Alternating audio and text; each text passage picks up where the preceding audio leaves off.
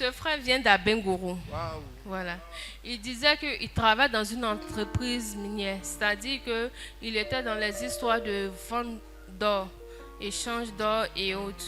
Et il a eu problème avec ses deux patrons parce qu'il a eu une dette de 7 millions, plus de 7 millions. Ok. Voilà. Il reconnaît qu'il ne sait pas qu'est-ce qui se passe, mais il reconnaît qu'il n'a pas bouffé un franc de cet argent, mais il ne sait pas comment cet argent a fait pour s'évacuer. Et à chaque fois, c'était comme ça. Les gens lui confient des choses, il peut déposer, on vient, on vole, il ne comprenait rien. Jusqu'il était obligé de fuir pour venir à Abidjan. Et d'ici, il s'est rendu au Bénin dans l'intention de vendre son âme pour pouvoir acquérir la richesse. Voilà. Et quand il est arrivé au Bénin, il voulait aller voir des féticheurs, des marabouts, voilà, pour pouvoir vendre son âme. Et voilà qu'il croise une jeune fille. Et la fille lui parle de Jésus-Christ. Quand la fille lui a parlé de Jésus-Christ, il a pris peur, il a pris un véhicule rapidement pour revenir en Côte d'Ivoire. Et étant à Abidjan ici, il échange avec une fille sur Facebook qui lui parle de l'apostolat missionnaire, une vie de victoire. Bonjour. Et la fille lui dit, voilà, la fille lui dit que ici là, on peut te protéger parce que Jésus sauve. Yes. Et voilà qu'il décide de se rendre ici. Pourquoi? Parce que en fait, dans les 7 millions, il y a une jeune dame qui avait son argent aussi là-dedans. Et chaque fois qu'elle le croise, elle lui disait qu'elle allait partir au Ghana pour le maudire et autres pour gâter sa vie. Donc c'est ce qui a fait qu'il était effrayé, il est parti au Bénin pour pouvoir avoir la protection puis la richesse. Mais malheureusement, ça a mal tourné. Quand il est revenu en Côte d'Ivoire, il a connu l'apostolat missionnaire, une vie de victoire. Il dit, ma soeur, depuis que j'ai mis les pieds ici, la dame me croise, mais c'est comme si on avait formaté son esprit. Elle ne me parle plus jamais de malédiction, ni jamais de malédiction. C'est puissant. Yes, sir. Yeah. That's what we talk about. Et son deuxième témoignage, ça concerne le même cycle. Parce que papa nous enseignait souvent, il y a des familles où il y a les cycles qui se répètent. Il y a son petit frère aussi qui l'a appelé la dernière fois, qui lui dit, ah grand frère, je ne comprends pas.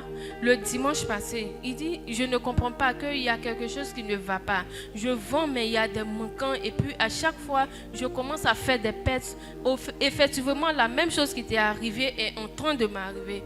Et je ne veux plus travailler où je suis, j'ai envie de démissionner. Lui, il dit à son petit frère, il dit, si tu démissionnes, c'est que le diable aura gagné. Parce que je compte sur toi pour pouvoir laver mon affront.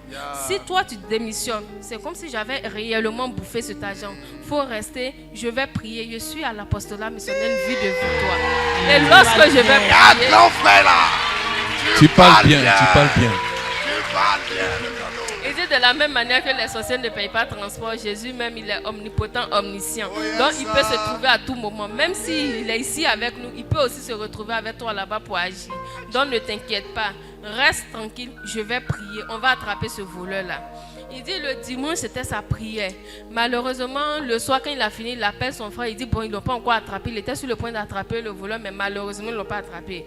Le lundi, à la rencontre des nouvelles personnes à la maison communautaire, il dit, lorsqu'on a fini à 22h, je n'avais plus de connexion. Et aux environs de 23h, il a tout fait pour rentrer en contact avec son frère.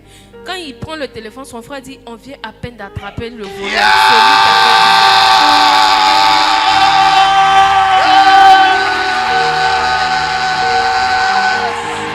Il veut vraiment dire merci à Dieu.